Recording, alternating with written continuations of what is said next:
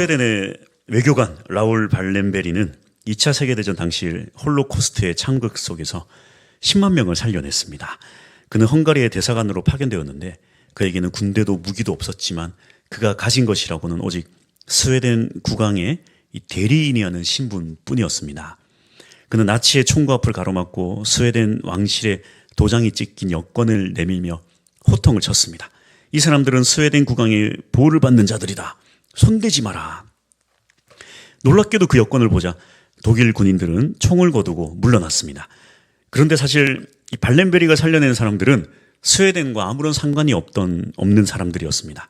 그저 죽음을 눈앞에 둔 헝가리 유대인일 뿐이었습니다. 그리고 발렌베리가 내민 여권도 사실 아무 효력이 없는 종이었습니다.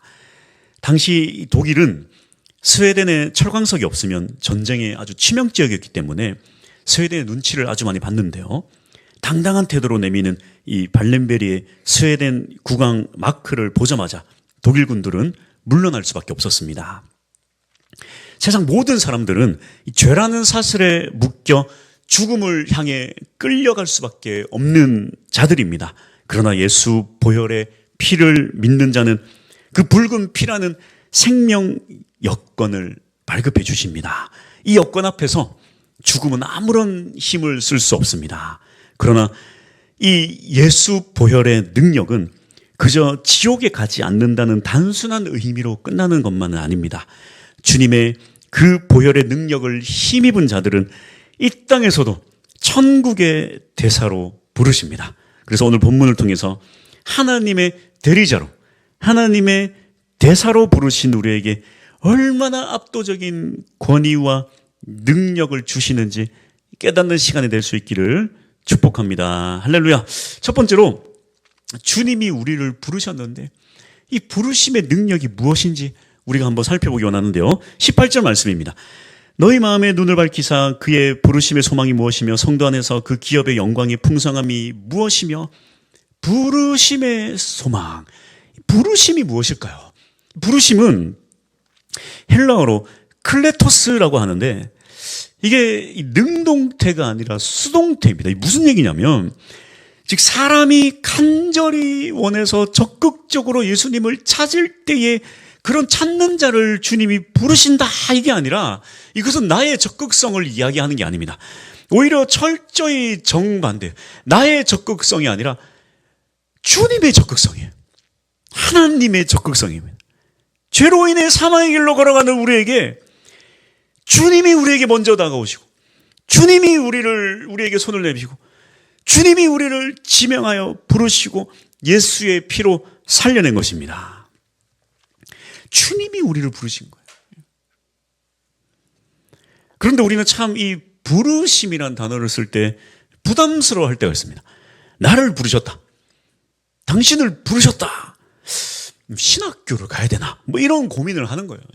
거기까지는 아니더라도 나를 부르셨다. 그럼 나는 내 인생은, 내 삶은, 내 시간은 나는 그럼 다 그냥 뭐 주를 위해 뭐 맨날 교회 와야 되고 다 내 인생은 주를 위해 소비하고 다 그냥 내 직장이고 뭐고 다 그만둬야 되는 것인가? 주님은 세상 고용주들처럼 필요에 의해 써먹었다가 가차없이 버리는 그런 분이 아니시라는 거예요. 이 부르심의 진짜 목적은 우리를 부려먹는 데 있지 않습니다. 부르심의 목적이 무엇인가? 이 18절 하반절에 답이 있는데요. 성도 안에서 그 기업의 영광이 풍성함이 무엇이며. 그러니까 주님께서 우리를 먼저 적극적으로 부르신 진짜 목적이 뭐냐면 바로 하나님의 기업의 영광의 풍성함을 알게 하려고 하신다. 주님이 얼마나 부자인지, 얼마나 하늘의 기업이 풍성한지 너희가 좀 알았으면 좋겠다. 알았으면 좋겠다. 1930년대 미국 텍사스주에 이라 예이치라는 아주 가난한 양치기가 있었습니다. 안 그래도 가난한데 또 미국 경제 대공황까지 겹치면서 아주 뭐 큰 어려움을 겪었는데요. 그가 가진 거라고는 이 텍사스에 초라하기 짝이 없는 목장 그 땅 조금 가지고 있었어요. 그래서 사람들이 야, 너 안 그래도 가난하고 먹을 것도 없는데 그 차라리 그 쓸모없고 메마른 그 목장이라도 좀 팔아서 생활비에 좀 보태 써라. 어? 그렇게 막 사람들이 얘기했지만 이 예이츠는 아무리 내가 가난하고 먹을 것이 없어도 이 목장만큼은 내가 지켜야 되지 않겠나 그렇게 생각을 했다는 것입니다. 근데 어느 날 이 지질학자들이 이 땅들을 조사를 하다가 그 목장을 찾아왔어요. 그리고는 이 목장 밑에 엄청난 것이 있으니 땅을 좀 파도 되겠냐. 땅을 파서 그 엄청난 것이 나오면 그 당신 재산이다. 그 땅을 파보니까 검은 물줄기가 하늘로 치솟은 것입니다. 미국 역사상 가장 거대한 유전이 거기서 터졌습니다. 우리를 왜 부르셨는가? 바로 이 지질학자가 알려주었던 거죠. 믿음 안에 숨겨진 엄청난 하늘의 유산, 즉 이 하나님의 기업의 풍성함을 알려주기 위함이라는 것입니다. 이게 바로 우리를 부르신 목적이라는 거예요. 물론 이 하늘 기업이라는 것이 뭐 이러한 돈이나 보석을 뜻하는 것은 아니에요. 저도 그렇게 생각을 합니다. 우리 하나님 온 우주의 주인이신데, 아니 그 온 우주의 주인이 우리 아버지 되시고 그 기업을 물려받는데, 아니 온 우주의 주인이신 하나님의 아들이 되는데 금, 보석 이게 무슨 소용이 있을까 그 생각 많이 해요. 아니 그게 무슨 소용이 있나 그게. 네. 그 도대체 주님께서 주실 기업은, 그 풍성한 기업은 뭘까? 분명한 건 이거예요, 분명한 거. 뭐 성경에 뭐 빌딩을 주겠다, 뭘 주겠다 이런 건 안 나와 있지만 정말 이 하늘 기업이란 무엇인가? 분명한 건 이것입니다. 하늘 기업은 사실 하나님 아버지 자신이세요. 이해가 되십니까? 창조주 하나님 아버지께서 나의 영원한 기업이자 그가 내 아버지시고 나는 아버지의 모든 유산을 다 물려받는 하나님 아버지의 자녀가 되는 것입니다. 이것이 바로 우리를 부르신 이유이자 목적인 거예요. 너희가 이게 얼마나 놀라운 것인지 좀 알았으면 좋겠다. 알았으면 좋겠다. 할렐루야. 그렇게 주님은 우리를 부르시고 하늘의 기업이 무엇인지 알게 하시고 그것으로 굳히는 것이 아니라 너희가 이렇게 위대한 기업을 물려받을 자라면, 너희가 하나님의 자녀들이라면 너희가 어떠한 자인지, 너희가 이 땅 가운데 이렇게 하나님의 자녀로서, 하나님의 대사로서, 하나님의 대표자로서 이 땅 가운데 세우셨다는 사실을 잊지 말라는 거예요. 물론 그냥 세우는 것이 아닙니다.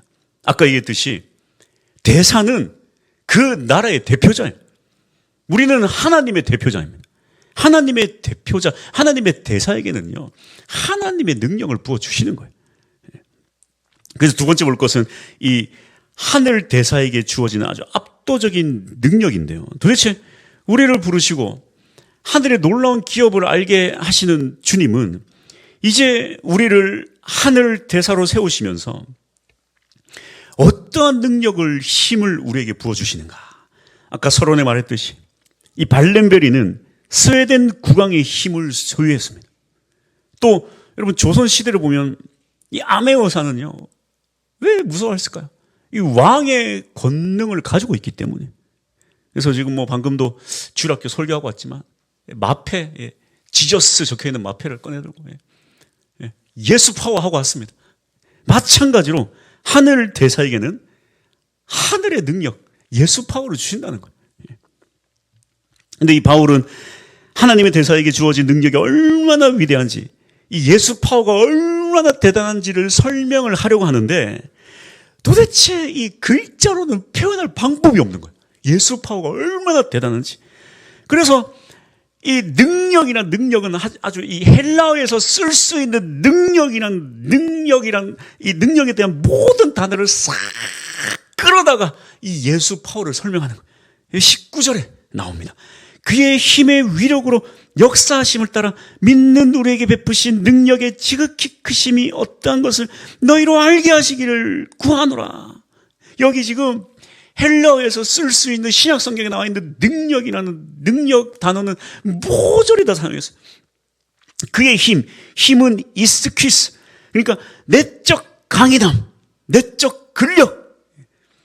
그의 힘의 위력으로, 이 위력은 크라토스, 어떠한 대상을 통치하고 지배하고 굴복시키는 힘, 그리고 역사하심은 에네르게이아, 에너지의 어원.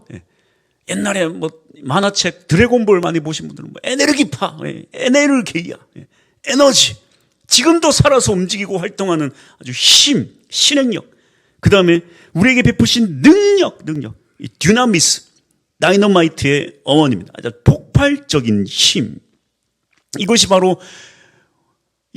예수의 능력, 예수 파워인데요. 근데 여기서 가장 놀랍고 중요한 사실이 여기 있어요. 바울은 이 하나님의 엄청난 능력을 우리에게 앞으로 줄 거야. 이게 아니라 19절을 다시 보면 믿는 우리에게 베푸신, 이 베푸신이 과거 분사예요. 이미 주셨다는 거예요. 믿는 자에게. 하늘 기업을 받은 자에게. 하나님을 대표하는 대사에게 이걸 다 이미 주셨다는 거예요. 근데 도대체 우리에게 그런 능력을 주셨다면 우리는 왜 이렇게 초라합니까? 예수 믿으면 막 초능력 막 생겨야 되지 않겠습니까? 막 기도하면 나가 떨어지고 병 고침 받고 도대체 예수 능력이 나에게 어디 있다는 것입니까? 여러분, 이 힘의 비밀은 무엇일까요? 바로 20절부터 22절까지 그 능력이 무엇인지 정확하게 증명하고 있는데, 자, 22절 말미에 이 해답이 있어요. 도대체 이 능력은 어디에 있냐면 바로 예수 그리스도가 교회의 머리가 되시고 교회는 예수님의 몸이다라는 거예요. 그러니까 우리의 머리 되신 예수님이 엄청난 능력을 가지고 계시기 때문에 당연하게도 몸인 교회도 그 능력을 소유할 수 있다. 그래서 이 능력은 그저 나에게 그냥 나 개인에게 딱 따로 줘가지고 내가 막 그런 능력 발휘하고 다니는 게 아니라 내가 예수를 머리로 해서 예수님 붙잡고 그 머리를 의지하고 따를 때에 예수 능력이 그대로 나에게도 전달된다는 것입니다. 그래서 아메오사가 마패를 가지고 왕의 권세를 힘입는 것처럼 우리도 예수를 머리로 따를 때에 예수 능력을 소유하게 되는 것입니다. 그렇다면 우리가 소유한 예수의 능력은 무엇일까요? 20절, 그의 능력이 그리스도 안에서 역사하사 죽은 자들 가운데서 다시 살리시고 하늘에서 자기의 오른편에 앉히사 바로 죽음을 이기고 부활하신 예수님의 능력으로 우리도 지금 영생을 얻었다, 생명을 얻었다. 우리에게 생명이 있다는 거예요. 우리에게 생명이 있다는 것은 그저 우리가 나만 잘 먹고 나만 영생하고 이것이 아니라 나에게 생명권이 있다는 것입니다. 생명권이 있다는 거예요. A로 가면 죽음의 길이고 B로 가면 살 수 있는 길인데 A로 가야 살지 B로 가야 살지 사람들이 몰라요. 근데 이걸 아는 사람이 바로 우리라는 거예요. 알고 이 생명이 알고 A로 가면 죽습니다. B로 가야 돼요. 사는 방법을 알고 있다는 거예요. 예수 믿지 않으면 죽습니다. 예수 믿어야 살 수 있습니다. 생명을 소유했다는 거예요. 살리는 방법을 알고 있다는 거예요, 우리가. 21절. 모든 통치와 권세와 능력과 주권과 이 세상뿐 아니라 오는 세상에 일컫는 모든 이름 위에 뛰어나게 하시고 모든 이름 위에 뛰어나신 예수의 몸이라는 거예요. 22절. 또 만물을 그의 발 아래에 복종하게 하시고 만물이 예수의 발 아래에 복종하게 하시는데 이 놀라운 예수가 교회의 머리가 되신다. 우리는 예수님의 몸이 한 핏줄입니다. 예수를 머리로 할 때 이 능력이 우리에게 임하는 거예요. 이 능력이. 그 어떤 악한 권세도 예수 권세 앞에 무릎 꿇을 수밖에 없습니다. 우리는 가장 강력한 왕의 대사들이에요. 그런데 주님은 오늘 말씀을 보니까 그저 한 개인에게 따로따로 예수를 머리로 삼으면 한 개인에게 그저 능력 주시는 게 아니라 교회에게 능력을 주신다. 예수는 교회의 머리다. 교회는 예수님의 몸이다. 교회가 그 능력을 받았다. 그렇다고 왜 예수님은 성도 개인이 아니라 교회에게 주셨을까요? 솔직히 교회가 참 어렵잖아요. 교회 어려워요. 교회가 어렵습니다. 저도 이렇게 21살 때부터 사역을 하면서 이 교회 저 교회 요 교회 다 사역을 해봤지만 어쩔 때는 막 징글징글할 때가 있어요. 징글징글함. 도대체 저런 사람이 교회 다니는가? 물론 상대방도 나를 그렇게 생각할 수 있어요. 그러니까 교회는요 아주 엘리트들의 집단이 아닙니다. 교회는 병원이에요. 주님이 말씀하셨잖아요. 여러분 병원 가면 쉽지 않습니다. 뭐 이 병원 저 병원 요 병원 가지만 병원 중에 최악의 병원 어딘지 아세요? 소아과입니다. 요즘 소아과는 그냥 가서 될 일이 아니에요. 예약도 안 됩니다. 제가 한 번씩 이제 아파서 딸이 아파가지고 오늘 소아과 가려고 하면 새벽 예배 마치고 6시 30분쯤 소아과 가서 줄 서 있어야 돼요. 그러면 그것도 줄도 100명 안에 들어야 오늘 진료를 볼 수 있어요. 100명이 넘어선다고 오늘 그냥 끝입니다. 가도 6시 30분부터 의자 하나 가져가서 그 1시간 동안 앉아서 기다렸다가 7시 반에 땅 되면 이제 줄서 번호표 받아가지고, 예? 그래가지고 소아과 보면, 진로 가면 그냥 울고 난리 나고. 병원이 제일 골치 아파요. 교회는 마음 맞는 사람들끼리 모인 동호회가 아닙니다. 면접 봐서 뽑는 뭐 그런 것도 아니고요. 속된 말로 내 기준으로 괜찮은 사람들끼리 모인 것이 아니라는 거예요. 내 기준으로. 성격도 다르고 살아온 환경도 다르고 그 각자 다른 사람들이 예수라는 이름 하나만으로 모인 것이 교회입니다. 그래서 병원에 환자가 모이듯이 갈급 환자가 모인 것이 교회예요. 그래서 그러다 보니까 교회는요 마음에 안 드는 사람도 많고 대화도 안 되고 또 상처 많은 사람이 상처를 많이 줘요. 그래서 상처도 주고 상처도 받고 그래서 요즘 많은 사람들이 이 교회를 포기하려고 해요. 교회 공동체를 포기하려고 합니다. 골치 아프고 힘들고 상처받고 그럼에도 왜 교회일까? 왜? 23절 교회는 그의 몸이니 만물 안에서 만물을 충만하게 하시는 이의 충만함이라. 여기 충만이라는 원어 플레로마는 비어있는 곳을 채운다 그런 뜻입니다. 이게 어디에 많이 쓰이냐면 이 고대 시대에도 이제 이 배가 이제 군함이 출격을 하는데 군함에 필요한 모든 선원과 장비가 완벽하게 갖춰져서 다 검토를 하는 거예요. 선원 다 체크, 노전의 사람 체크, 갑판작 체크, 체크 이것저것 다 체크, 대포도 체크. 오케이, 이제 다 채워졌네. 자, 이제 당장 출격할 수 있는 상태가 되었습니다. 완벽해졌습니다. 이 상태를 이 플레로마라고 합니다. 플레로마. 그래서 찬양팀이 찬양 연습을 해야 되는데 우리 이제 딱 팀이 멤버가 있는데 멤버 중에 드럼이 안 온 거야. 드럼이 어디 갔어? 드럼이 아직 안 왔네. 지각했네. 아직 플레로마가 아니에요. 근데 드럼이 막 헐레벌떡 늦게 달려와서 자리에 딱 앉습니다. 딱 자리에 앉는 순간 드디어 우리 찬양팀 플레로마가 다 되었군. 이게 충만입니다. 비어있는 곳 없이 다 채워진 거. 근데 배 위에서 갑판장하고 조타수하고 막 싸우고 서로 안 맞고 야 내가 배 인생 30년인데 야 난 35년이다. 싸우고 막 난리치고 있는데 그 망망대해에 폭풍을 만난 거예요. 어떻게 해야 됩니까? 싸우고 난리 났는데 그 폭풍을 만나면 싸우든 말든 싫든 좋든 사이가 좋든 안 좋든 누구는 노졌고 누구는 도 올리고 각자의 자리에서 최선을 다해 이 폭풍을 이겨내야 되는 각자의 자리에서 이게 플레로마예요. 즉 충만해야 배가 폭풍을 뚫을 수 있다는 것입니다. 예수 그리스도는 교회는 우리의 힘으로 충만해질 수가 없어요. 우리의 힘으로 맨날 싸우고 아니 사랑해서 만나서 결혼까지 한 부부도 그렇게 싸우는데 이거 뭐 교회 성도들끼리 싸우는 거 당연한 거 아니겠어요? 원래는 싸울 수밖에 없는 우리들인데 예수 그리스도를 통해서 하나가 되어서 주님의 뜻을 따르는 게 충만해지는 게 이게 바로 교회라는 것입니다. 이게 왜 중요하냐면 바로 이 충만함이 죄의 본질을 깨부순다는 거예요. 죄의 본질이 뭡니까? 죄의 본질은 분열이에요.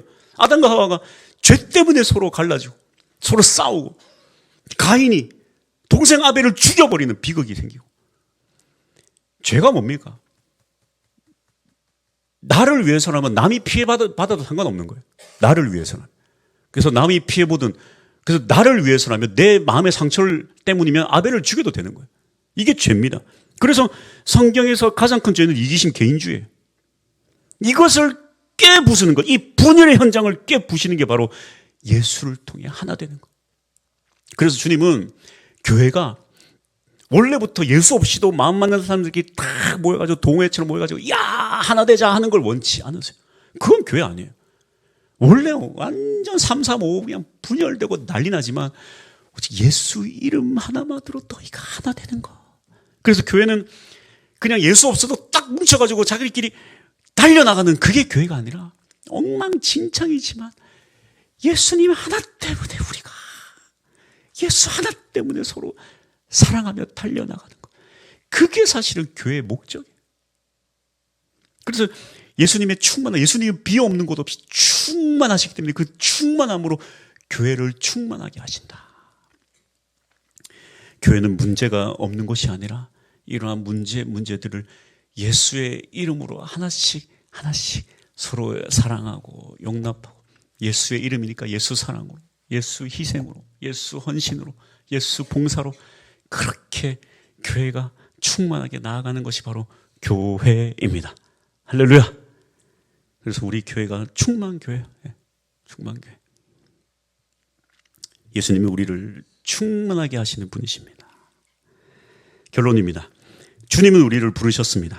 나 같은 죄인도 사랑하셔서 우리를 부르시고 그 놀라운 기업의 풍성한 영광이 무엇인지 알려주시고 또 주의 대사로 세우시고 하늘의 대표자로 세우시고 우리에게 능력을 부어주시고 또한 한마음이 되어서 교회로서 한 힘을 다해 달려나가도록 교회를 충만하게 해주십니다. 그렇게 충만하게 하시고 능력 주시는 이유가 무엇인가? 바로 하늘 대사의 이 사명은 우리의 왕의 어명을 선포해야 되는 사명이 있기 때문에 그렇게 능력을 주시는 거예요. 우리는 하늘의 대표자예요.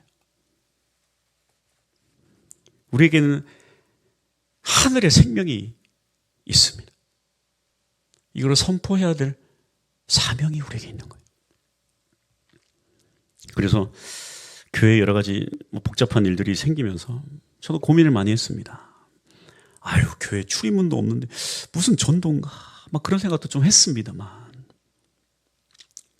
그래도 제가 생각할 때 저 정도면은 출입문 어느 정도 정됐고 제가 볼 때 교회가 점점 더 아름다워지는 것 같아요. 이런 일이 있을 때도 우리가 더 충만하게 예수의 이름으로 하나가 돼야죠. 그래서 복음을 위해 힘써 달려나아갈 수 있는 우리 모두가 될 수 있길 축복합니다. 하늘 대사는 하늘의 일을 감당할 때에 비로소 대사가 될 수 있어요. 그래서 우리는 이 일을 멈출 수가 없습니다. 그래서 오늘 이 태신자를 적어야 되는데 태신자를 왜 적어야 되는가? 이탈리아 격언 중에 이런 말이 있습니다. 말하는 것과 행하는 것 사이에는 아주 큰 바다가 있다. 누구나 꿈을 꾸고 계획은 하지만 실행하는 사람은 거의 없습니다. 우리가 전도해야 되는 걸 알고 하늘의 대사인 것도 알겠고 교회를 충만하게 하는 것도 알겠고 그래서 뭔가 부담감은 가지고 있지만 그렇게 그냥 부담감을 가지는 것과 그래도 한 걸음 내딛는 것 그 사이는요 어마어마한 갭이 있어요. 그래서 바로 이 태신자를 적는 것 이게 바로 이 한 걸음을 내딛는 이 실행의 첫 단계입니다. 참 대단히 어렵지만 필요하다는 거예요. 글을 쓸 때에 다시 잊었던 사람들이 생각나요. 우리가 원래는 1년 365일 평생을 한 영혼을 위해 살아야 되지만 그게 잘 안 된단 말이에요. 저도 20년 만에 한 친구를 만났어요. 제 고향 친구 20년, 25년 만에 마산 의료원에서 만났는데 이놈의 자식이 제가 마산에 여기 오자마자 전화를 했더니 부담스러운가 봐. 내가 교회 가자 그럴까 봐. 전화를 하자마자 친구야 반갑다. 좀 보자 그랬더니 친구야 난 아직 마음의 준비가 안 됐다. 다음에 보자 막 이래요. 그러니까 무슨 내가 보자 그러면 바로 막 멱살 붙잡고 교회 데리고 나갈까 봐 그런가 봐. 아직 저도 안 그럴 건데. 그래서 마산 의료에서 이제 길을 걷고 있는데 탁 저를 쳐요. 그래. 반갑다. 너무 반가워. 둘이 반가운데 걔도 나를 반가운데 딱 보자마자 너무 반가워. 친구야 내 다음에 진짜 갈게 이러더니 막 가는 거야. 25년 만에 만났는데 뭐 잘 지내냐 뭐 했냐 뭐 막 나 물어봐야 되는데 친구야 내가 다음에 이제 마음에 주네 진짜 갈게 내가 꼭 갈게 간다 이러고 가더라고. 이게 원래 예수 믿는 사람들이 이렇게 부담스럽습니다. 그래서 저도 이렇게 한번 이렇게 이름 쓸 때 이름 쓰고 기도하는 거예요. 그 친구를 평생 기도 못해요. 25년 뭐 내내 기도했겠습니까? 학생 때 그렇게 열심히 했는데. 그래서 오늘 대신자를 적고 기도합시다. 적어야 기도할 수 있고 또 기도해야 마음에 품을 수 있습니다. 그렇게 해야 또 하나님의 마음을 알 수 있어요. 그래서 이게 오고 가고가 핵심이 아니고 교회 오냐 안 오냐가 핵심이 아니라 내가 그 사람을 위해서 기도해야 되는 거예요. 우리는 하늘 대사 생명을 품고 있는 자들이기 때문입니다. 할렐루야.